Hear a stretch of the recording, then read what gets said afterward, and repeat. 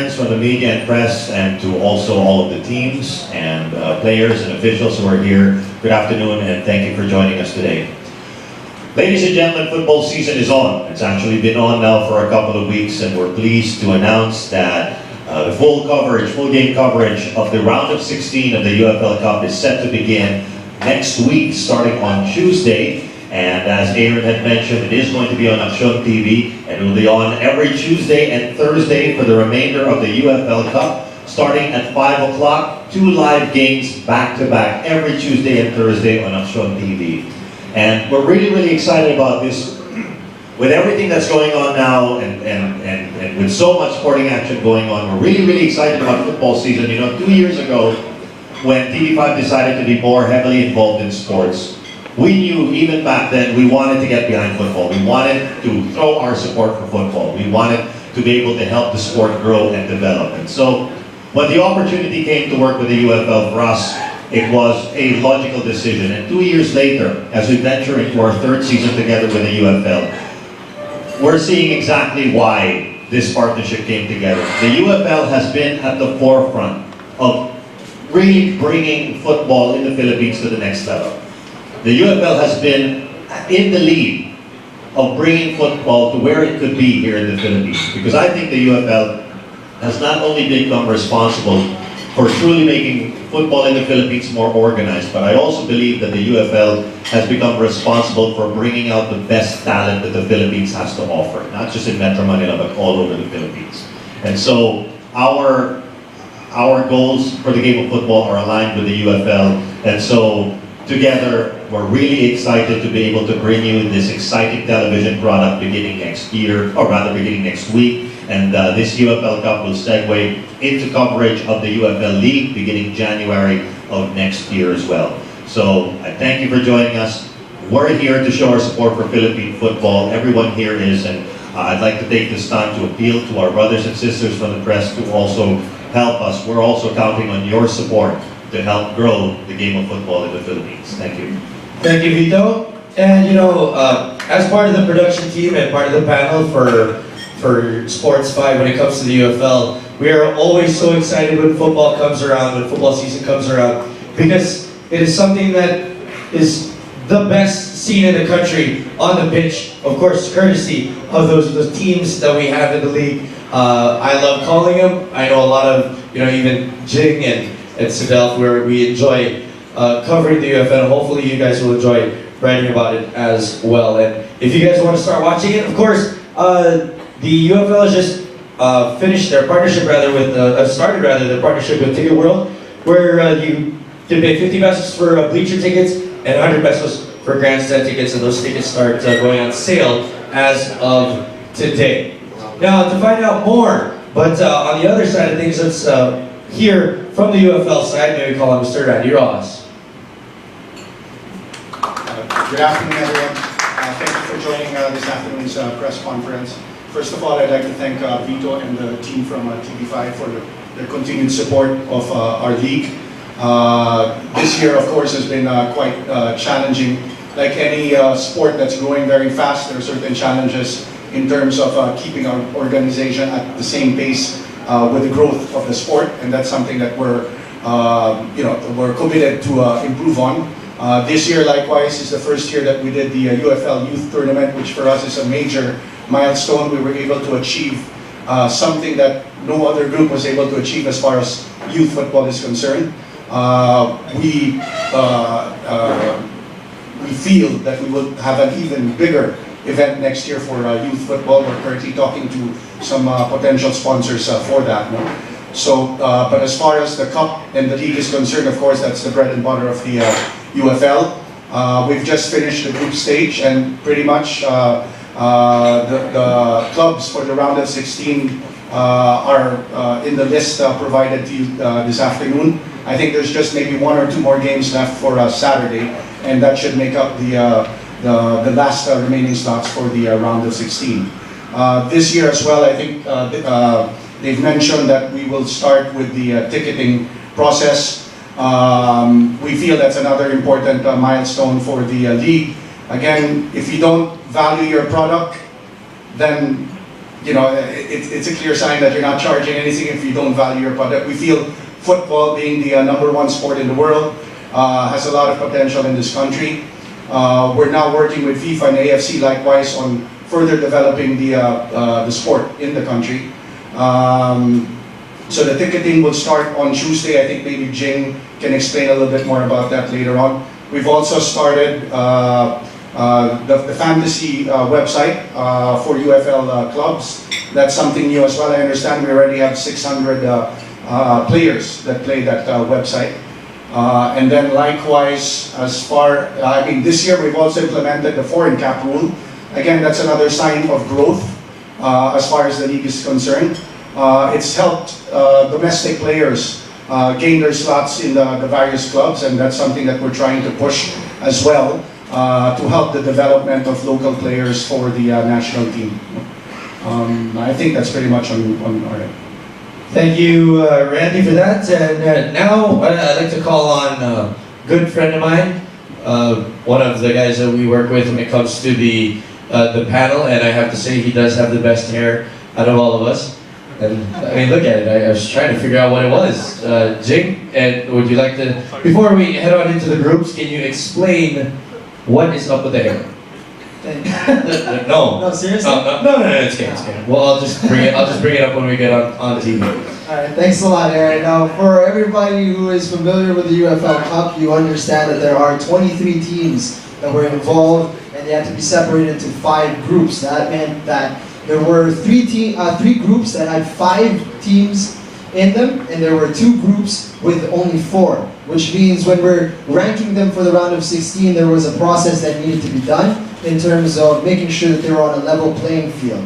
Right? So in order for us to do that, what we did was we nullified for all the groups that had 5 teams in them. That would be Group A, C, and E. What we did was we nullified the game against the last place team in that group.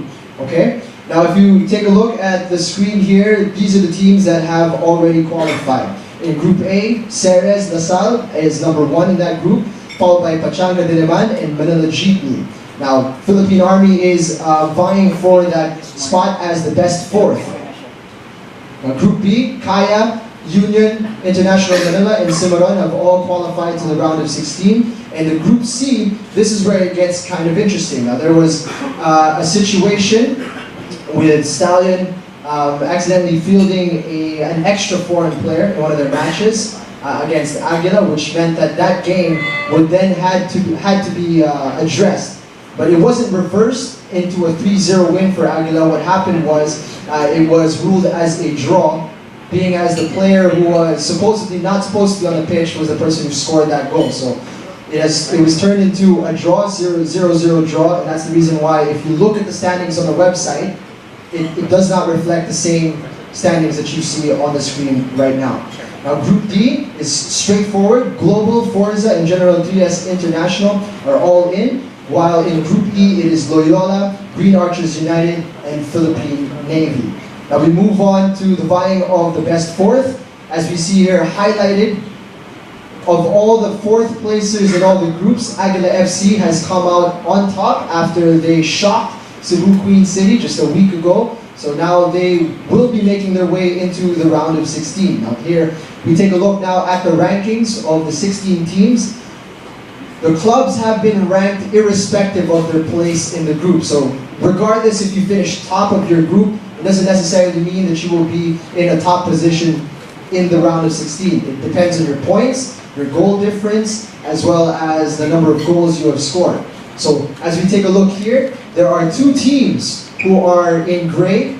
That is Kaya FC and Union International Manila FC. Now the reason why they're highlighted is because they will still be playing games tomorrow, which means this could still be shuffled a little bit. Alright, now in your handouts, you can see all the notes of what games were nullified for the respective clubs, and this is how it has panned out. Loyola has come out on top, especially because they have been doing so well with their goal difference in the group stage. Global follows. As of the moment, Kaya are in 3rd. They have a chance to move up even higher if they do well against Union tomorrow. Green Archers United are in 4th. Ceres LaSalle in 5th. Union International Manila as of now are in 6th. Cebu Queen City United in 7th, and Forza in 8th. They represent the top half of the round of 16, and they will be battling the bottom half, Pachanga Diliman, Stallion, Aguila, Manila Jeepney, Philippine Air Force, General Trias International, Philippine Navy, and Cimarron FC. So these are the teams that are representing the round of 16, and because we've already mapped that out, we can give you the first fixtures for November 12th. Alright? Now, depending on the scenarios, as you can see, there are a few scenarios depending on what happens in the game tomorrow. It's possible that UIM could be involved on Tuesday, but we're not entirely sure just yet. So what we have here, November 12th, we have either Forza or UIM playing Pachanga Diliman. That is a definite. Pachanga Diliman will be there. They will be playing the 8th seed, which as of right now is Forza, but UIM, if they lose heavily to tomorrow, or is it today? What is the day? Tomorrow. The game's tomorrow. So then UIM will then drop down to 8th, alright? Cebu Queen City United or UIM will face Stallion in the second game of that match. And by tomorrow, right after the game of Kaya and UIM, we will be able to announce who Aguila will be facing on November 14th, as well as Manila Jeepney. Okay, so there you go. November 12th and November 14th, those matches will be announced or finalized by tomorrow. But as of right now, these are the fixtures that we have. Okay, everything clear? All right. The hair. Yeah. We're gonna get on that. We're gonna get on that. All right. Thank you, Jane. And now I know everybody's got some questions. Some may be controversial, and we'll get to that in a bit. But first, may we call on some special guests to join us here on front. Of course, first we'd like to acknowledge Mr. Chris Hagedorn, of course, one of the board members, and Mr. Cesar de la Razabal, the general manager, of course. Now, may we call up to the panel up here, Mr. Coach Ernie Nieves, of course, of Stallion FC, Mark Campo of Global, Ref Quaresma of the Leola Barranco Sparks, of course, Coach David Berkovich of Kaya FC, Kim Jong-il of General Trias International, and Dan Bernal of UIM.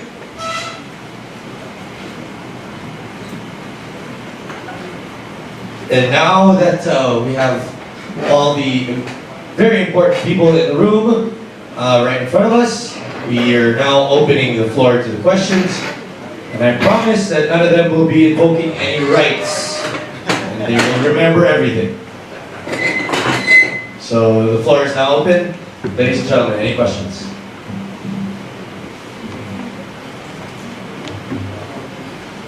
I have a question. Good. I'd like to ask.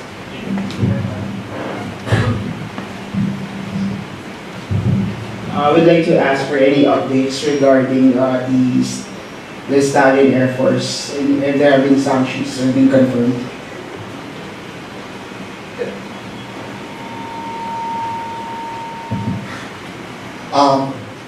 There have been red cards issued, okay, and then obviously the sanctions are automatic. As you may be aware, for this season we have increased the sanctions for outright red cards.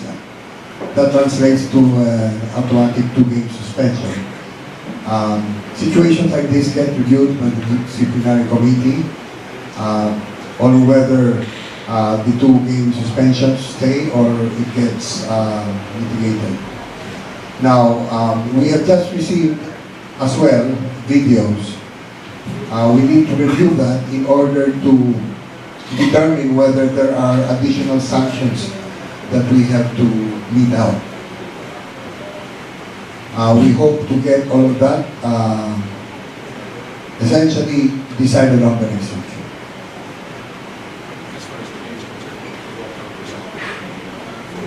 Oh yeah.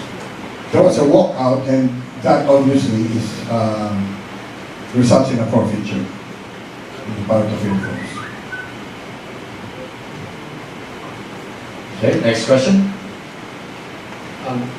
The final is still scheduled for December 5th. Right now there's no change in schedule, and the semifinals will be the week before. Yes, the schedules will stay. The schedules are on the league website, or Yes, they're supposed to be on the website. okay, thank you.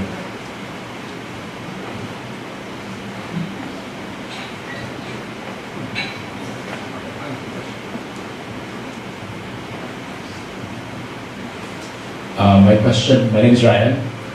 My question will be directed to anyone who can answer. Will you think that the ticketing, now that you have charging 100 pesos and 50 pesos for tickets, will that affect the number of people attending the games? Or if so, that's the first question first. Obviously in any transition or in any change, there will always be a little bit of an impact. Our marketing team is working towards addressing that. We don't think the impact will be that significant.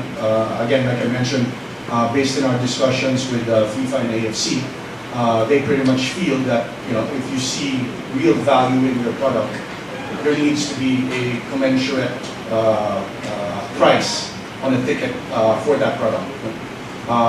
They've tested that same model in different leagues across Southeast Asia. They did that in Myanmar, and the result was generally positive, and more people came to the game. We're hoping that the same result happens as far as the UFL is concerned.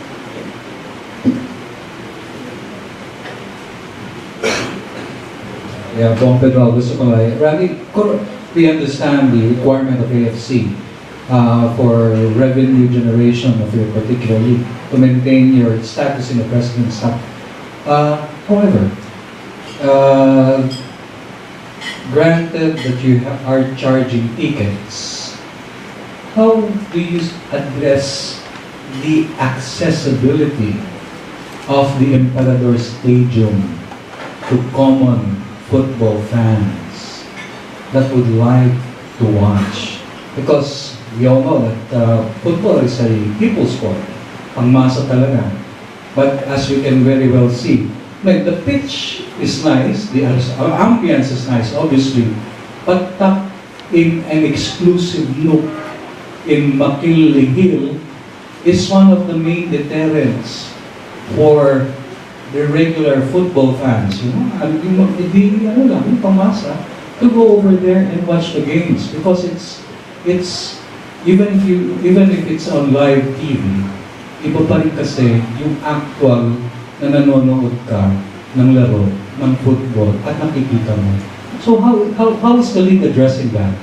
How can or else pardon my saying so, no? You know how I feel about the sport. Your football field of dreams may become, unfortunately, sad to say, they become a graveyard of soccer nightmares if you don't address the accessibility problem. I agree with you completely. One thing that could stunt the growth of the sport really is infrastructure. And because of the way the sport has grown fast in the past 3 years, the thing that needs to catch up now, and we need the support of the press, the media, and the corporates that we're working together with as far as the development of the sport is concerned. Where we need help is really infrastructure. There should be more than just one main venue, and I agree with you that Emperador is a little bit out of central access to most. No? There are shuttles, however, that Mega World has moving around that area, which can be used. We can speak to Mega World again to make sure that it can be properly identified as shuttle straight to the stadium, because right now it's just something that moves around the loop. So, but we can talk to Mega World and make sure that they have clear signs as far as where the shuttles head. Yeah, again, it's good to bribe and wine, but not making proposals. Pero you can perhaps follow the PBA model. The PBA model, when it was at the Phil Sports or what was then known as the Ultra, they had an arrangement with the local government unit. At the time, it was Pasig, and this time, I think it's still in the Taguig area, for at least to provide jeeps. We know that there are jeeps passing outside of McKinley. From there, perhaps, or sa market lang, pwede kayo maglagay ng mga shuttles in the accessible areas like market, or even as far as Gate 3 or Fort Bonifacio, malapit din yun, bring them shuttles there. So then the McKinley people, Mega World people from there, just outside them, can they take them directly to the games? And nominal naman yung charge, 8 pesos and etc. So, para madala nga yung people, iba kasi talaga pag may tao. Iba talaga yung may tao. And that is one of my heartaches to see. Sometimes, if you're playing, for example, a little known team na may fan base naman, pero dahil nga kasi dun, it's a little known team, kukunti lang nanonood. That's duly noted. Sarah has been taking notes, and we're gonna look into your suggestions and make sure that those things are addressed. Maybe just to mention as well, on a related topic, just explaining how the sport has grown. In discussions with Nike about 2 months ago, they were basically saying that their football-related apparel or shoes sales 2 years ago accounted for roughly just about 2% of total sales. That number has now grown to 5%. So now they're making, all their purchasings are now taking into consideration the latest models of football gear that they're bringing into the country. So it's another sign that the sport is growing quite fast. Hi, just a collective question to all coaches and team representatives. So, can you tell us about your chances in the knockout stages? I know there's still matches to be determined this weekend, so can you just tell us any idea on how you will approach the knockout stages?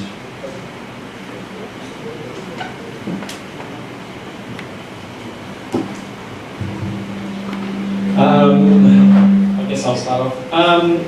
As we all know, we've got one more game tomorrow night, so our group stage is definitely not over and done with yet. Still got something to play for. But obviously we're already into the round of 16. The cup formats are very different to league. Anything can happen in 90 minutes, or 120 if you go to extra time, and then obviously penalty shootouts. So it's a very different approach to a game in a cup than in a league format. I think a lot of teams will be playing possibly a little bit of protective football in maybe not so much the round of 16, but the quarterfinals and going on. Maybe a little bit more counter-attacking football that we might see. For us as a club, we play the same way all the time. So whether it's league or whether it's cup format, we play the same. We try to have a distinct identity for our club in how we play, and we'll continue to do that.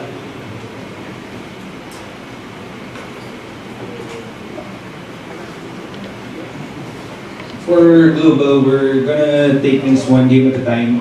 Though we are confident about our chances in this tournament, we respect our opponents because they've got good quality players and management staff too. So the fans could expect the best from global day in and day out. That's it. Well, as you know, if you lose the game, you go home. So the hard part, I guess, in the cup format is you can't have a bad game. If you want to make it all the way to the championship, you have to have good games. And that's what we have to focus on in a few things. Not get any suspensions, not get any ridiculous cards and injuries and things like that. So it's going to be a quick 1 month for the games. So whoever has the best month will end up winning the championship.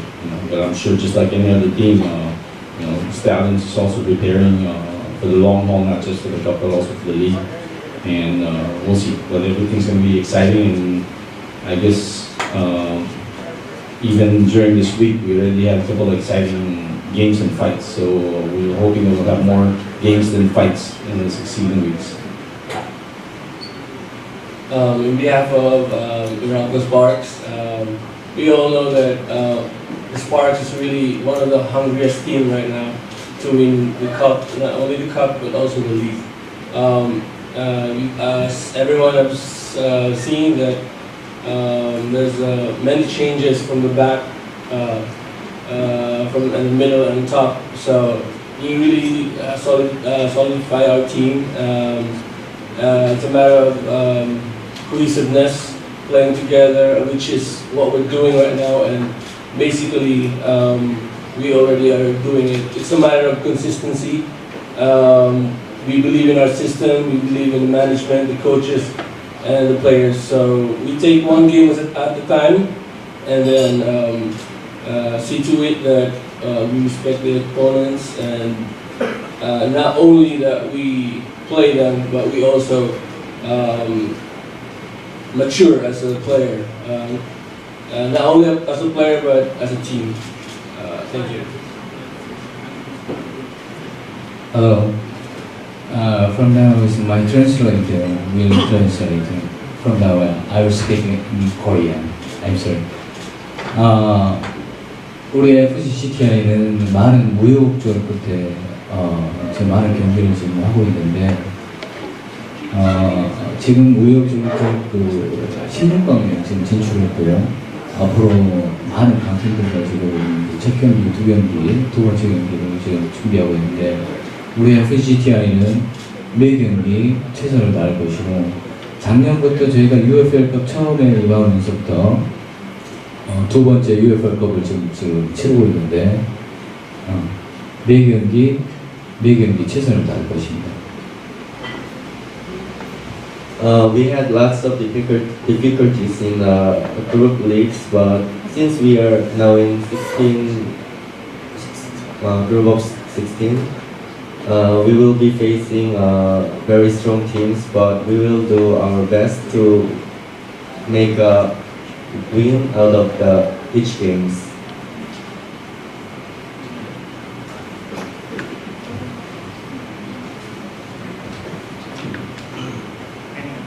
Hello.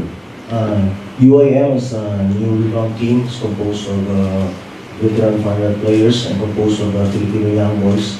Still we have a game against Kaya tomorrow so that we can review as standings. We can prepare for the team for the next stage. As a player and right now as a coach, I know that the best players that need to be cool composed because the important stage ones right now is very important to stay your best players in the team because if any red cards or yellow cards may affect on the next game. So.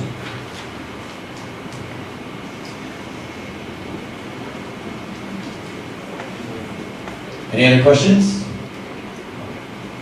I have two questions. One is for Jing. I'm assuming that the bracket will be followed, so the winner of 1 versus 16 will meet the winner of 8 versus 9.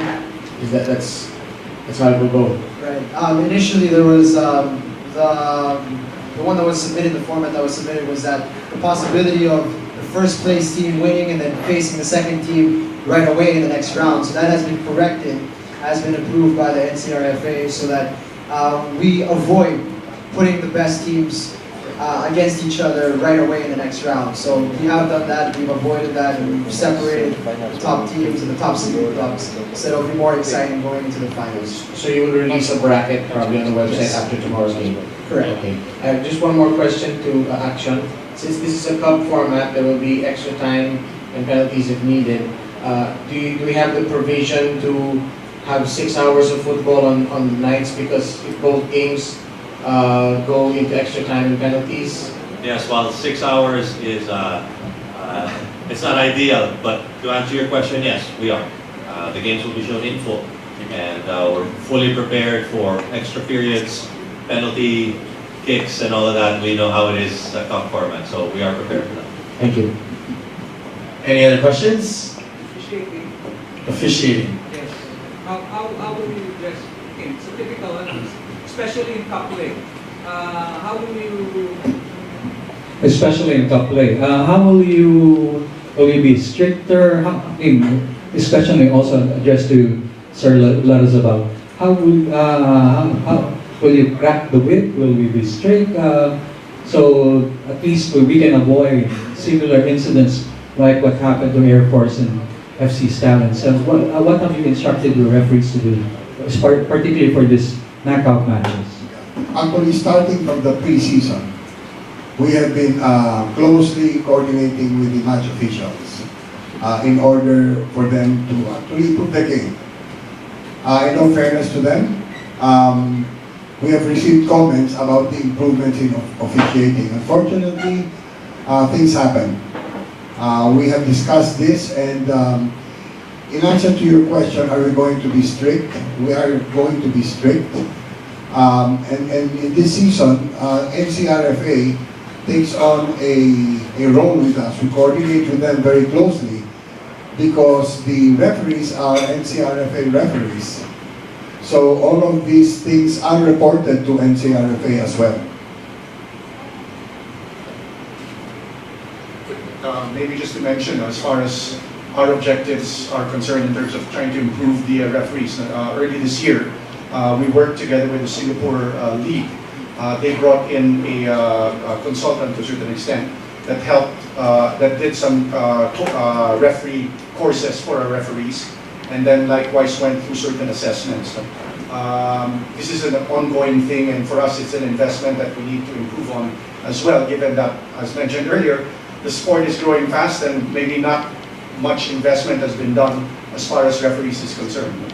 So that's definitely something that that needs more concentration and focus. David, you wanted to? Just on that topic, personally, in the games that we've had, I've noticed definitely a better performance from the referees in our games. And just like us teams, we try to coordinate our teams to improve, and the same thing happens with the referees. So I think they're on the right track there, definitely, but obviously there is room for improvement, not from just the referees, but all of us teams as well, to try and increase the standard of football game. Again, on the gentlemen on the front row, going back to the round of 16 matches, can I have your opinion of the think are the strongest contenders for the finale?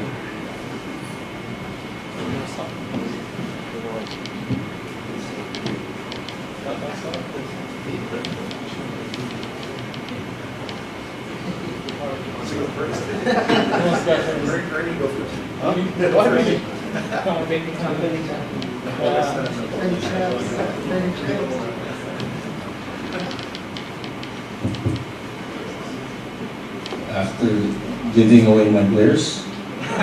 Okay. So, well, It wasn't for free. Huh? Your players weren't for free. Except for one who's still paying, right?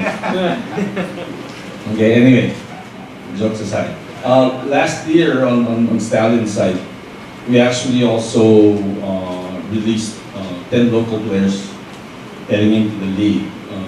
They were good players, but the main objective at that time was to be able to give these players an opportunity to start for other teams, which I'm happy to say they are. Most of them are playing for Air Force and Archers, and now we, because of the new format for the foreign players, we now cut down on the number of foreign players that we have. So there's a big adjustment period for, I guess, not just us, but for all the other teams. So honestly, it's anybody's ball game right now. You're still going to have the top clubs that are really going to go and go for the title, but for whatever reason, the media doesn't like calling Stallions one of the top clubs. So they always say it's Kaya Global, Loyola, but never Stallions. So I guess they weren't watching last year when we won both the cup in the league. Well, as we have experienced firsthand last year, we lost to them. So it would be very improper to disrespect any one of these 16 teams in the competition. Any one of these 16 teams could easily win the title at any given night. So with that said, I won't really choose.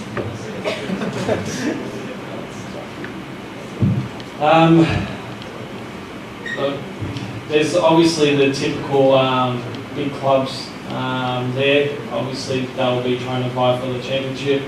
But as I previously mentioned, in cup format, in 90 minutes, anything can happen. So in 90 minutes, you can be a global Kaya or Stallions or Loyola, for example, could be walking home. So on the back of that, any team can really cause an upset in here. So, but like most teams here, we've made a lot of changes as well. I think from last count, 17 players have moved on from Kaya, so we've got a very, very new squad. And it's still going to take some time to hit our stride. So although you go into every game wanting to win, we're still looking to develop as well and get continuity. So, but yeah, it doesn't mean that one team has more of a chance over the other, because like I said, it's cup format and anything can happen.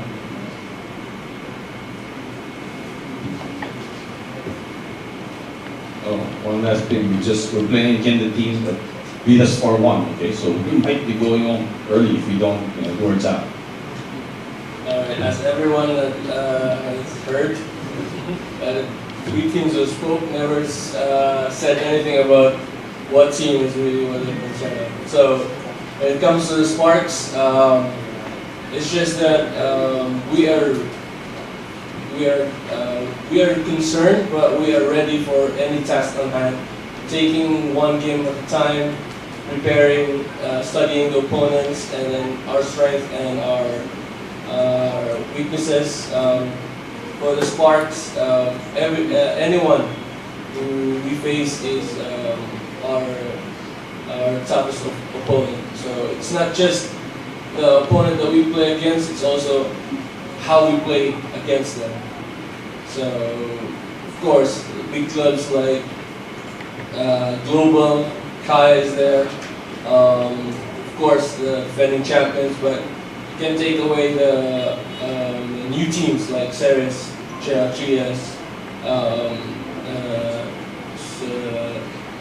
Queen City Cebu, and even UIL.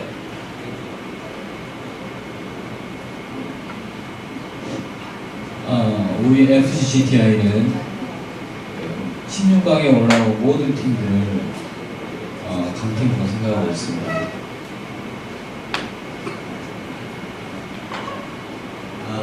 We FCGTI thinks that all the teams in the round of 16s are very good and strong teams. 그리고 우리는 지금 16강에 올라왔는데 좋은 기회를 가지고 있다고 생각합니다. So we think that just that we are in the round of 16, we are lucky to be playing with good teams. 그리고 다음 주부터 시작하는 그 16강전 4경기 한 경기 한 경기를 결승전이라고 생각하고 최선을 다하겠습니다. So even if we are going against the strong teams, we'll do best in every matches. Thank you. As a realistic, I see that the four teams that are very good together in this cup kind of format. But these four teams Union is ready for a second upset. But first of all, we have to do some assignment of us, hard work and trainings. But we're ready for the top clubs for now.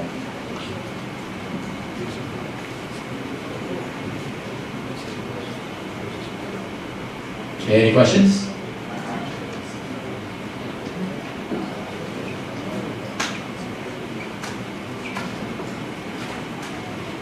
Anybody wants to ask about any player? What team he plays on? Nobody wants to ask about Nobody? Nobody? Side story that was going on all throughout the offseason? No? No? No? Really? Okay, sensitive. So I guess that'll wrap up the press conference. We'll leave it at that. Oh, there you go. Since we're on the topic, we just want the thing to be resolved as swiftly as possible so that it will be fair not only for Global and Stallion but also for that particular player who just wants to work for a regular. Now whatever they decide, whatever the league decides, we hope that it will be fair for everyone. Thank you. Yeah? Yeah, go ahead. It's the elephant in the room. So it might as well be addressed. Let's get it over with. So what is the update on Mr. Sanchez? Okay. appeals committee has been convened. They are going to send out notices very shortly.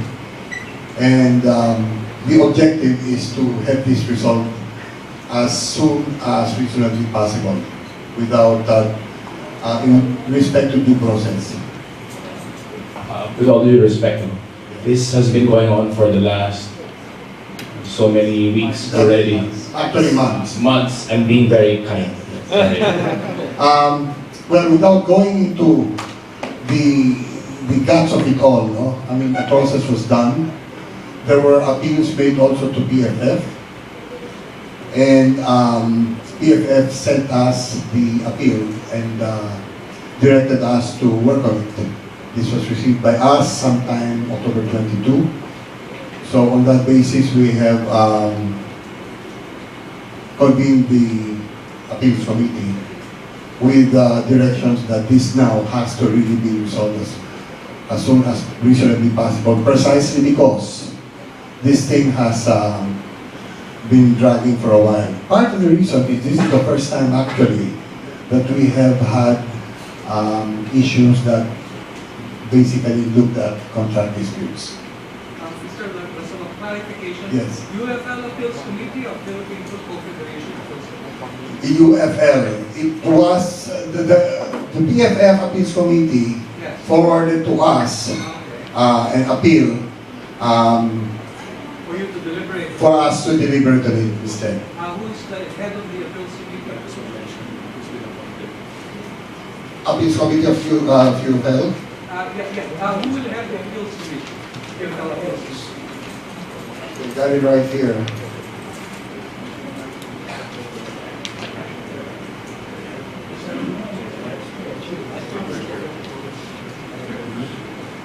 Okay, it's a 5-man committee. It will be chaired by Attorney Eric Fetalino of Santiago Cruz and Associates. There is a second lawyer in the appeals committee, Attorney Carlos Luis Fernandez, managing partner of La Guespa Magsaling Consultant Bastardo. We have Aris Casrib, who's a technical director of PFF. We have Marlon Maro, who's apart from being a coach instructor in AFC, an AFC coach instructor, he is the head coach and program director of College of St. Denis. We have also Rafi Caballero, an entrepreneur, president of Art of Gold, and former varsity and national youth team player, and a member of basically San Miguel and UTEX, one of the first semi-pro leagues in the Philippines. So, what's the time frame for the resolution of this case? As quick as possible. I am not going to speak for them because they will have to do this, but they know the task at hand. They know that this has to be resolved without any shortcuts. As a follow-up question, what is the rationale behind the 1-year suspension of Rufo Sanchez? Why not, for example, 6 months? Why not, for example, 2 years? It was a decision we arrived at, and that is going to be part of the deliberations of the appeals committee.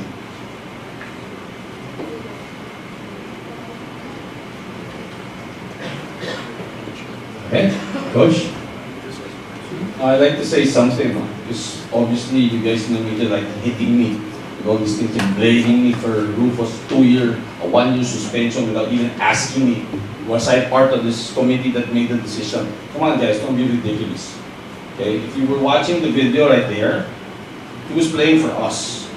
Okay, but as a professional, you know, I'm talking about me. Okay, you go through these things, letting players go, players leaving, and such, and you treat each club properly. And with all due respect, you know, this process being on, it's not easy. The UFL is really, I feel bad for what they're going through right now. So the only way to have this resolved is for not anybody to influence their decision. The job is not that easy enough, with all these articles being written and everything, come on. And making it look like, our team is the one taking Rufo from another team. That's kind of ridiculous, okay? And then I'm getting personal attacks on Twitter and everything, come on guys.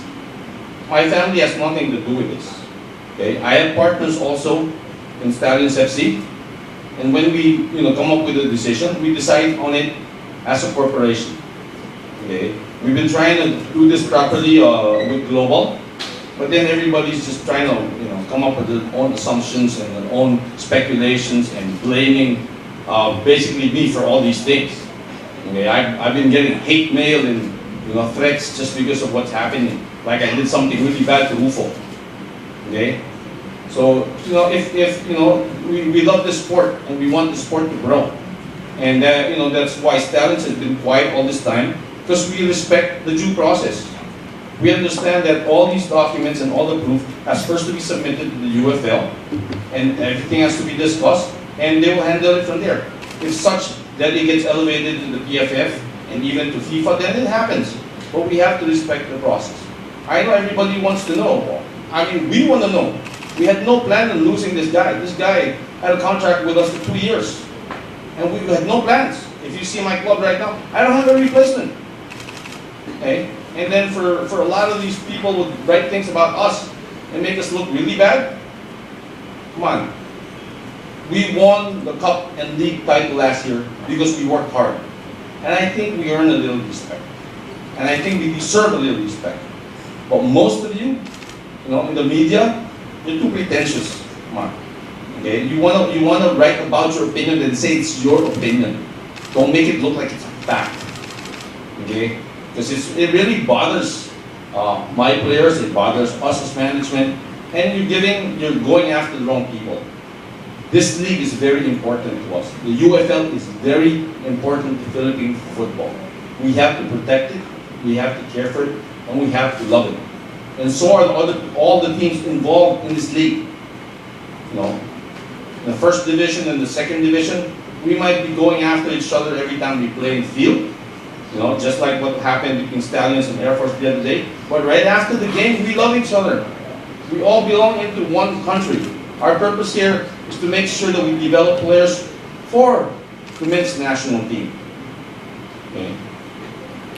Us becoming popular and becoming wanted by the clubs and having funds, that's a secondary purpose. The main purpose, at least for us, for Stallions, is to develop players for the men's national team. And hopefully to be able to give a better way of life for college players coming out from the UAAP and the NCAA. That's about it. So I'm asking you, personally ready, please stop going after me and my family. Okay? Because then if it gets personal, then it's a different story. And on that note, I guess we can wrap up the. Just a closing remark now. I think Randy put it very well early on at the start. Football is a growing sport in the Philippines. There are a lot of things that we need to deal with as we grow. We need to start, tightening up things. We need to review the way we're doing things. We need to have a better set of infrastructure. In the end, I think as we go and together and to the growth of the sport, let's remember one thing, okay? And this is something that everyone in the world of football does, especially when they write letters. They end it not with sincerely yours, but they end it with this phrase, for the love of the game. So guys, for the love of the game. Thank you. Thank you, and that will conclude our program for this afternoon. Thank you guys for supporting, of course, Philippine football and the UFL. Don't fail to catch the exciting UFL matches on Action TV starting 5 p.m. on Tuesday, November 12th. Again, I'm very excited from UFL and Action TV. We'll see you guys on Tuesday.